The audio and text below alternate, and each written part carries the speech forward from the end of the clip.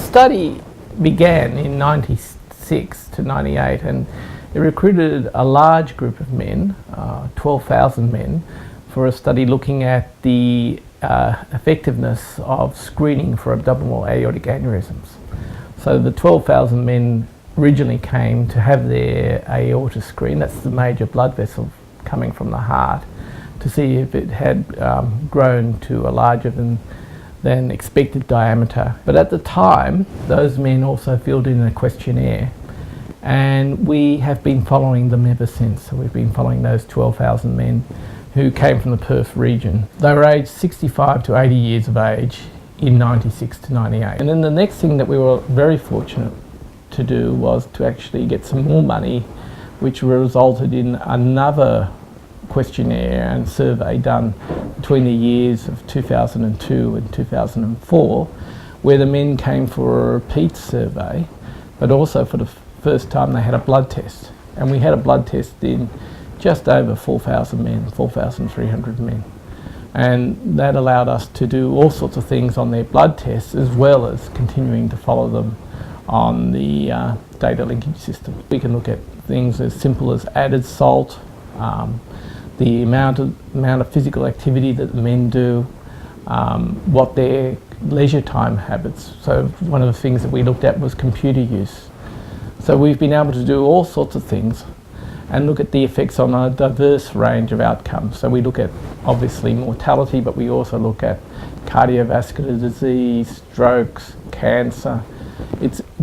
And we've been very involved in this group of men in the mental health outcomes, again, which is allowed by the richness of the data set.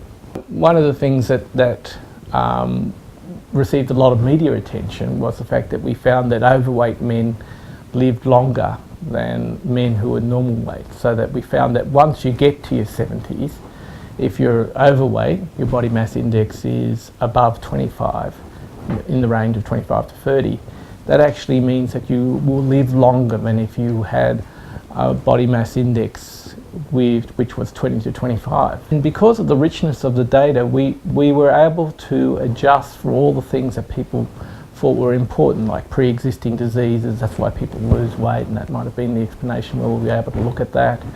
We were able to look at the different outcomes, not just dying, but what they died from and what they were prone to.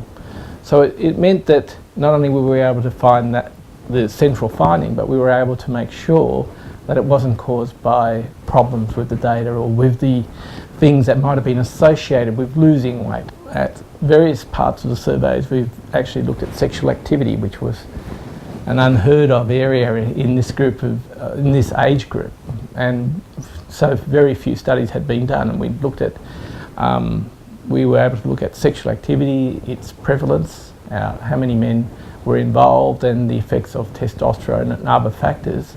And of course, the unsurprising findings were that the most important things for sexual activity were actually the general health of the men and the general health of their partners. Those people who are sedentary for virtually any reason, those people do worse than the people who aren't.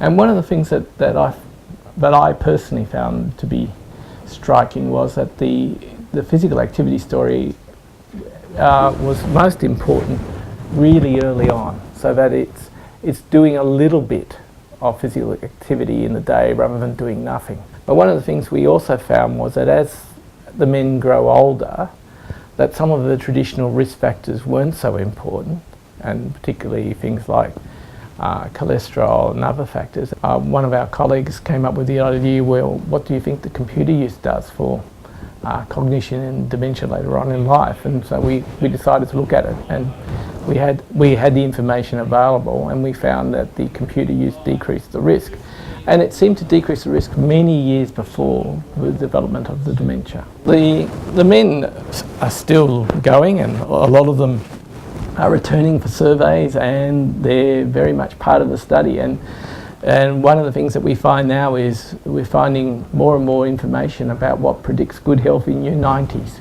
because a lot of the men are reaching into their 90-year-old periods, and some of them are ill and too ill to have another survey.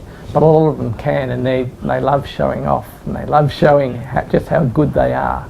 Everybody wants to age well. We all want to have a productive and useful old age as well as younger years, and as we all live longer, this is what we want. We don't want our last 20 years of life to be miserable and unhelpful.